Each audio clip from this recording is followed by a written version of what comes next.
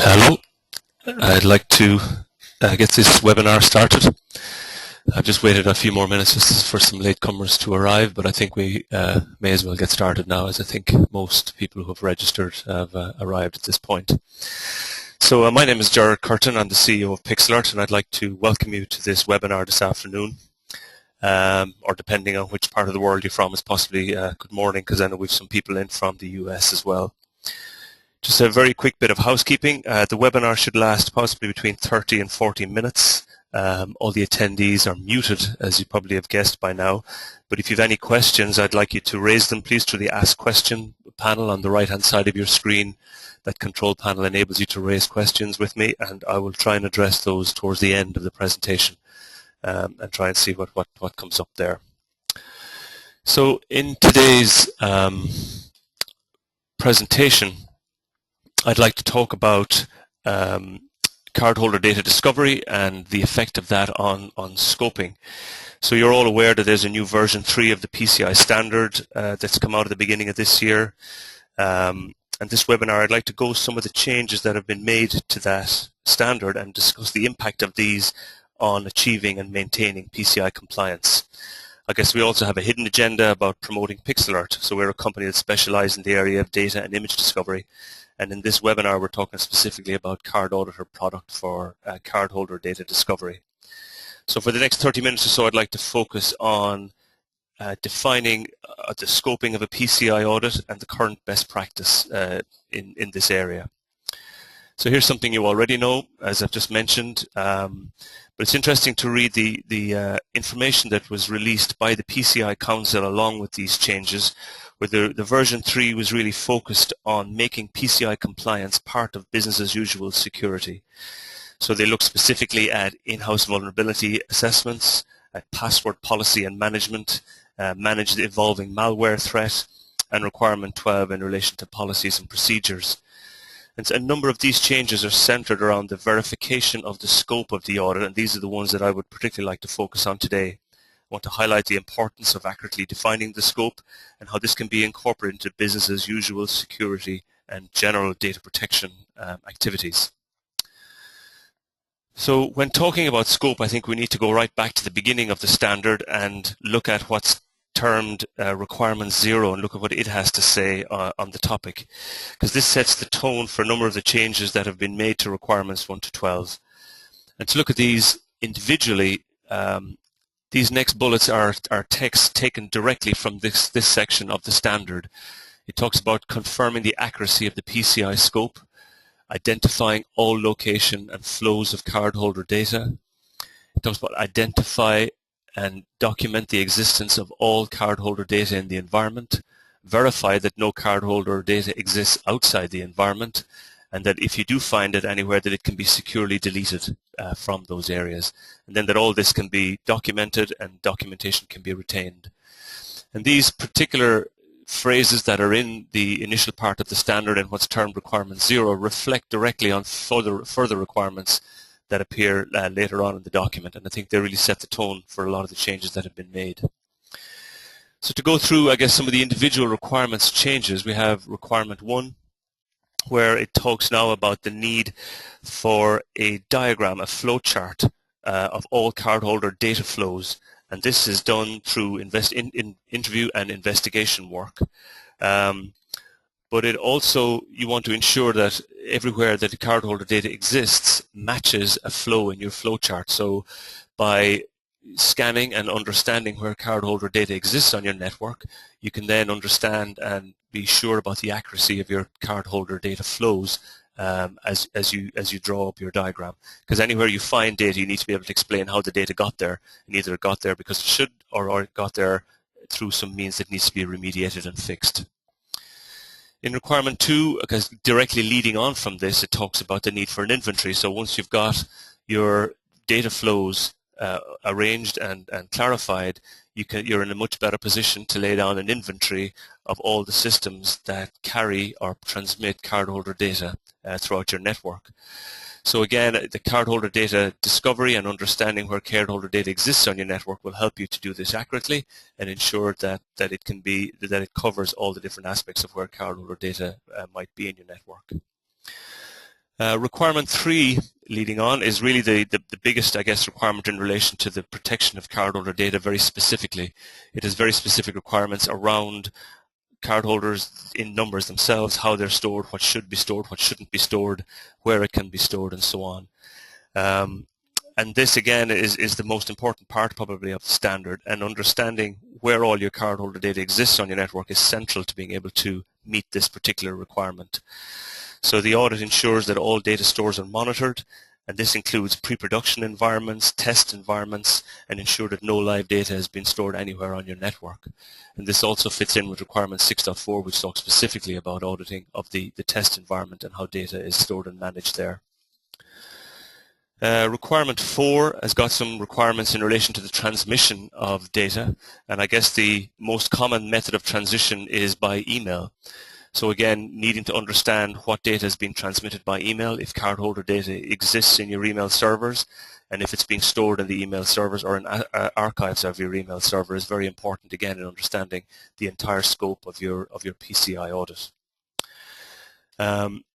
Requirement 9 then covers a specific requirement in relation to the deletion of data, and specifically states that data needs to be securely deleted so that it can be unrecoverable from the disk. So again, if you do find data where it shouldn't be, and you want to keep a particular part of the network out of scope, then any data that's found on that place needs to be securely deleted and removed from the network so that it can't be recovered in any way. So when you put all these requirements together and all these changes in particular to the standard together and the outline laid out in requirement 0, you see that it creates quite a lot of workload and quite an extra workload in particular on the auditors to define the document scope, to verify that nothing exists outside the CDE, and if you do find anything, to securely delete the data. And this can generate quite a lot of workload if it to be done correctly.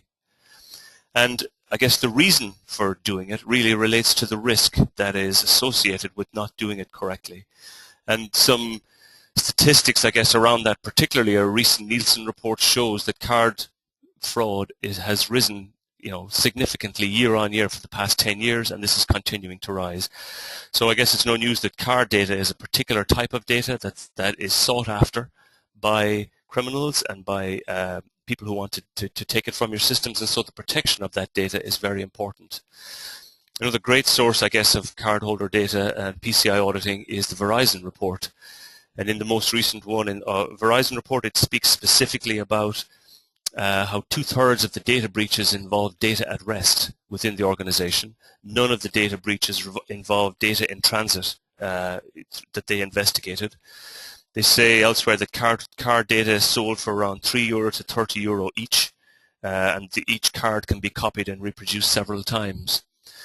It highlights that many of the breaches categorized that they investigated were in the very low to low category of difficulty, which means that the criminals aren't using very sophisticated methods of getting at the cardholder data. And so really we can do a lot better, I think, at protecting the data that we have from being vulnerable. And so I think along with the risk, we need to understand the risk tolerance. And I know that a lot of cardholder data discovery is done at the moment through sampling, but I think it's important that we understand the tolerance level of doing sampling, and in particular what our customers' tolerance level is should breaches occur of any kind within their organization. There are very high costs involved in actually remediating the breach, very high fines imposed by the card companies in particular, and I guess more importantly the reputational breach to the organization and the impact that can have on the organization long term. So while sampling is a good estimate of general risk within an organization, it certainly isn't foolproof. And I think while there wasn't before there was an automated method of auditing your network, it was pretty acceptable to do sampling. But now that there are automated options available, I think that the requirement for sampling is getting less and less. I mean, sampling is not allowed for vulnerability scanning or for penetration testing because automated tools exist for this type of scanning. And I think the same rules can be applied to cardholder data discovery scanning also in the PCI audit. So the solution, as I think I've touched on, is automated cardholder data discovery. And this provides, a need to accurately set out the scope for the PCI audit. It creates a manageable way and a manageable process to enable you to do this in a cost-effective way and overall reduce your cost of compliance. And any cardholder data discovery solution should offer these types of features. It should be easy to use. It should be accurate with a very low false positive rate. It should provide you very meaningful and manageable reports, and it should enable you to securely delete the data anywhere it finds in an area where the data needs to be remediated. So I think no matter what solution you choose, I think it should provide all of these features to you pretty automatic and easy to use from the system. The tool should also provide you with a process, and it should feed into your everyday data management process and provide a simple way of discovering, categorizing, remediating, reporting on data that it finds, and it should enable you to do this in a repeatable way. In PixAlert, we have a motto that before you can protect your data, you must find it. So the very first step in any kind of data protection is discovering your data and understanding the scope of where that data is in your network. And this fits directly in with PCI and fits in with any kind of data discovery and data management and data protection in general. So the product you have should be able to provide you a process to enable you to do this repeatedly and accurately each time you need to do an audit of your data. Okay. So to talk directly then about PixAlert Card Auditor, it's an out-of-the-box solution for discovering and remediating and protecting unsecured cardholder data. It is a low false positive rate because we scan for credit card numbers, we scan for keywords like the cardholder names, CVV and things like that, dates, and we also scan for track 1, track 2 data. It will scan across all common data files in Microsoft and Unix networks.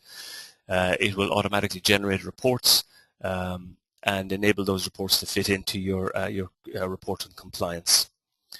So I'd like to maybe break out at this point and show you a quick run through the Auditor product and talk a little bit about just directly what it does and show you some of the features that it has and the ease of use. So if I close this for a moment. So this is the opening screen of the Auditor product. It shows you some scans that have been created in the product. And to create a scan, you just give it a name and you go create the name, and it will be added to the system. And the first thing you want to do, so the Card Auditor product works across the menus from left to right. So the first thing you want to do is add targets. And this menu enables you to add different types of targets to your system, be they desktops, file sharers, mail servers, databases, and so on. So if we look at desktop targets, we can add them through Active Directory, where we can just connect the system onto the Active Directory domain name that you're on, and then it will list you all the systems that are found through the Active Directory. These can be added individually, or these can be added in groups from particular subsets within your Active Directory, and then they get added as targets to your scan. You can also add by IP range scanning, so it will do a search across your network, across a particular range of IP addresses, and try and find all systems that exist within that IP address range.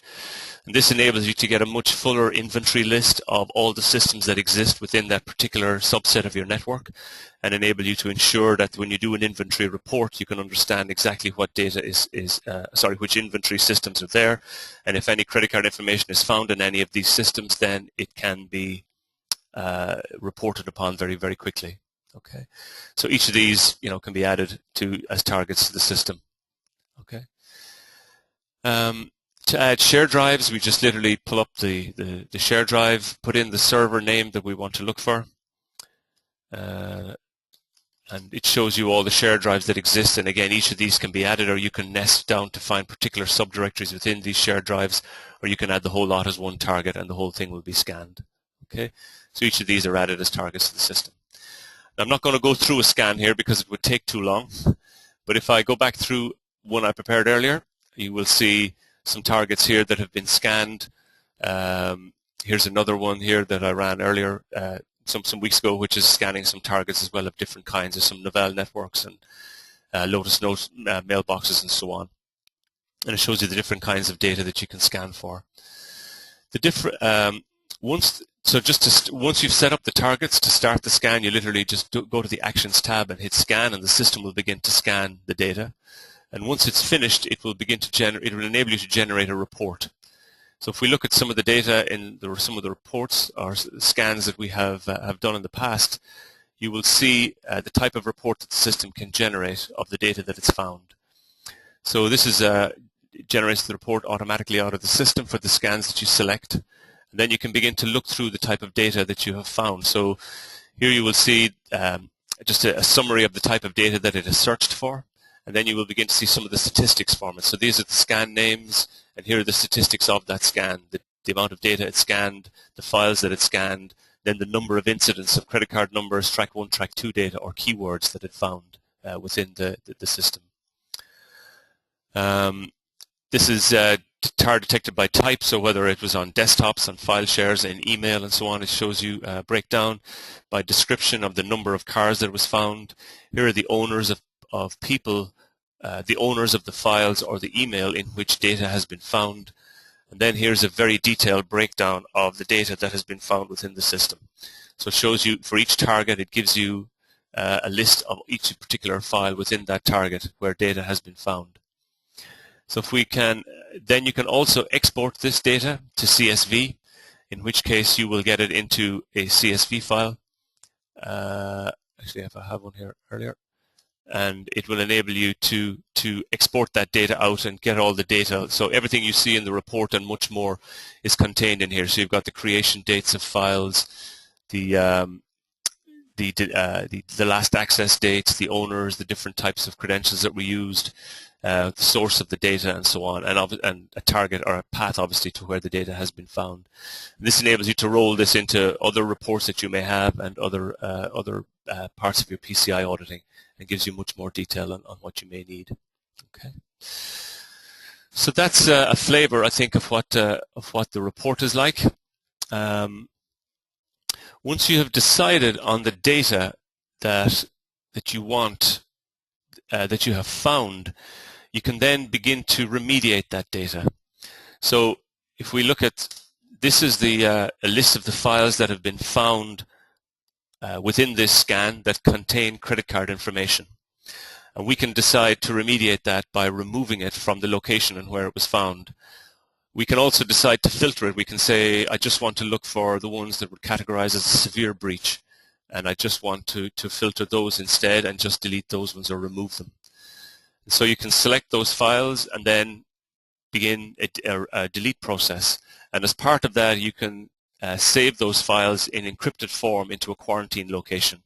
So they're copied, zipped, encrypted, and stored with these credentials that you select here into a particular location and saved there for further review in a secure location of your choosing, and removed from the area on the network where you wanted them removed from.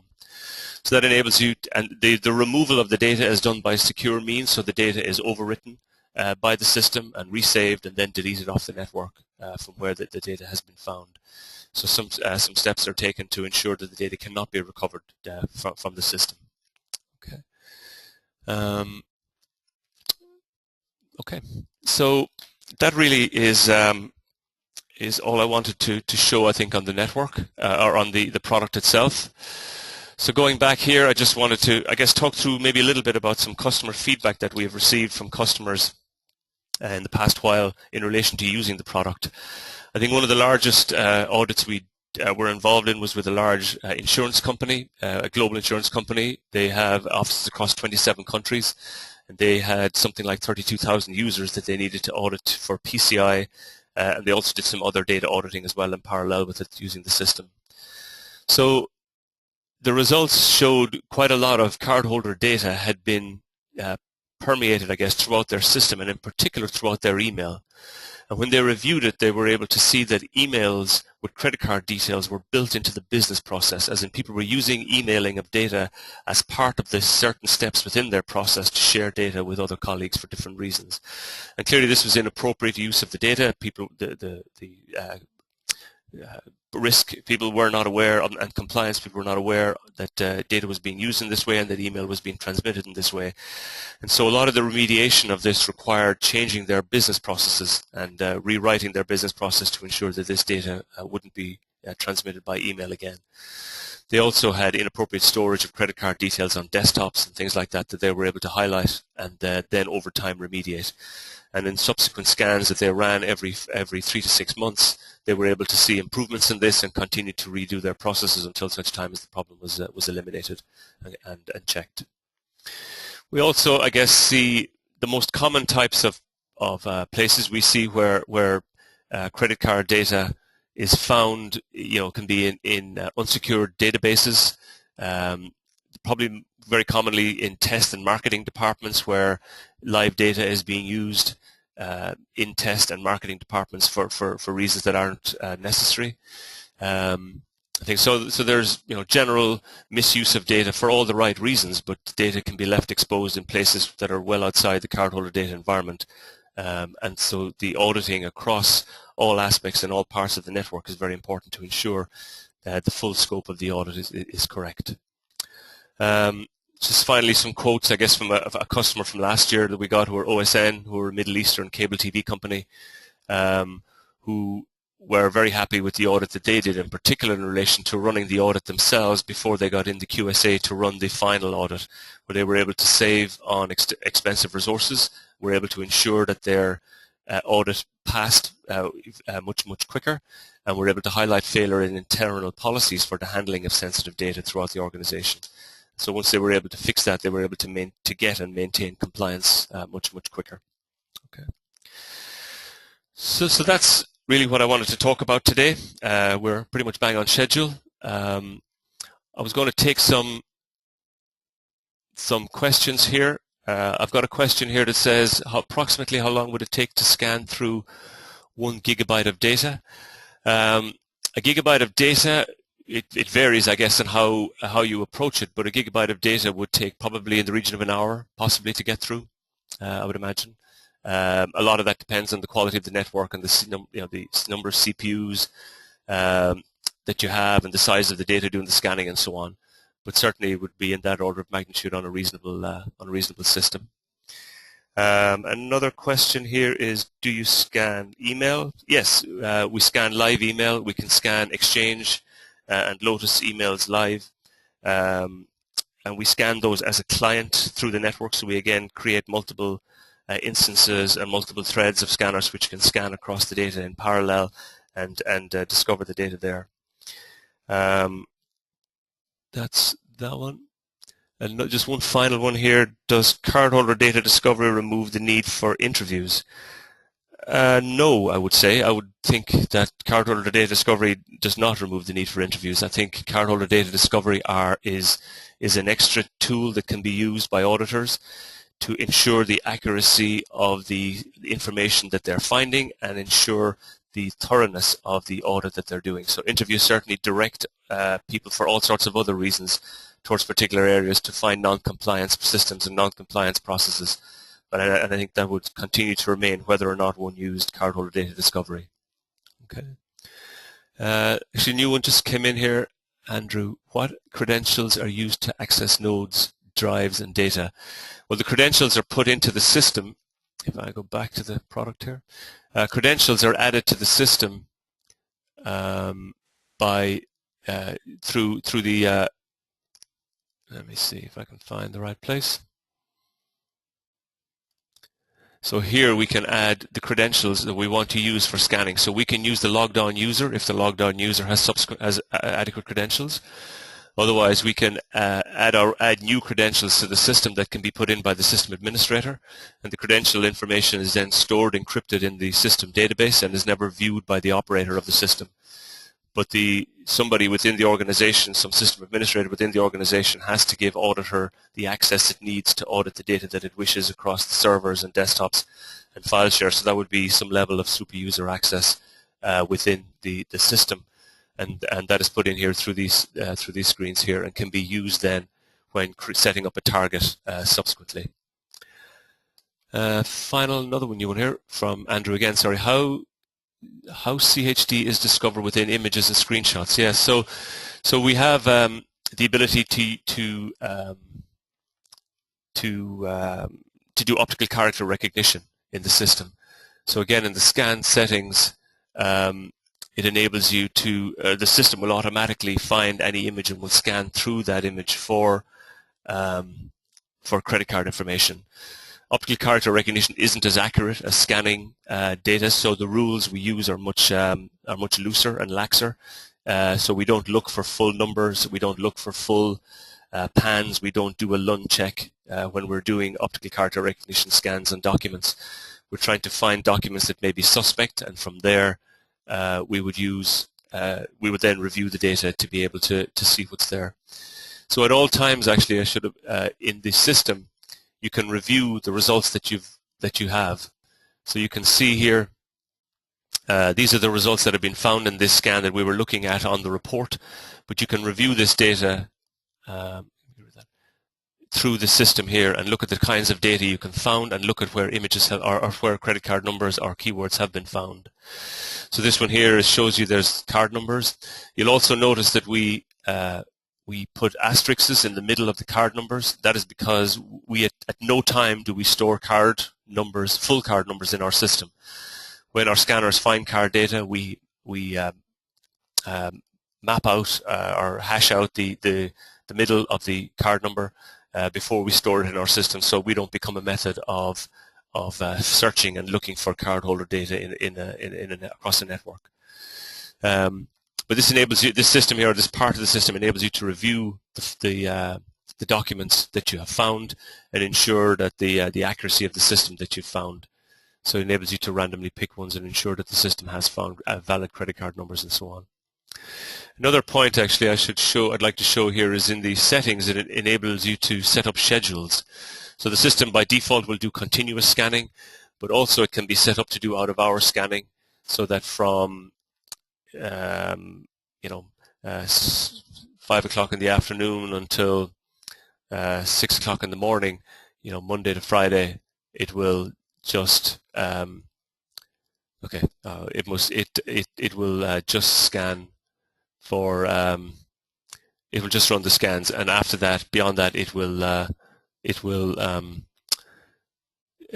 pause, and the system, when it pauses, will just go in a rest state until such time as the time clicks past again, and then after that time it will restart again. This also enables you to set up a rescan schedule, so that if you have a scan done in March and you want another scan, let's say in April, you can set up the time for that and then ask it to rescan just new and modified files, and also pick up any new targets that it finds in the particular target system you were looking for. So if you were scanning desktops, it will look for any new desktops. If you're scanning file shares, it will look for any new shares within that server you were scanning, and will add those to the future scan that you do. And we'll repeat that scan then in the timed basis. Okay. So I think that answers all the questions that were outstanding that I can find. So I'd like to thank you very much for taking the time to attend this webinar. I hope you found it useful. I would like to contact you after this. Firstly, I'd like to actually ask you to complete the survey that's going to pop up after this webinar is completed. There's just 5 very simple questions, and I hope that that you will take the time to answer those. We'd also like to invite you to avail of 10 free licenses, which we can make available to you. So I'll contact you each after this webinar to see if you're interested in availing of that, and we will offer, and I can send you the download and some 10 free licenses for a year. And we'll also obviously at any time you can download the trial or purchase the product from the cardholder.com website. So